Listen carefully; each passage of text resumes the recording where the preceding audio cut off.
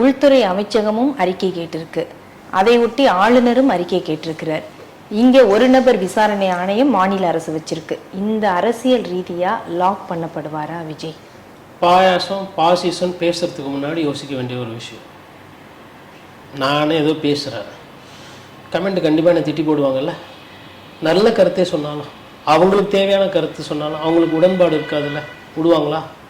அதே மாதிரி தானே நீங்கள் இவ்வளோ பேச்சு பேசியிருக்கீங்களே. பாசிசம்னா என்ன காட்டும்? பாசிசம் காட்டும். பாயாசம் என்ன பண்ணுவோம்? பாயாசம் காட்டும்.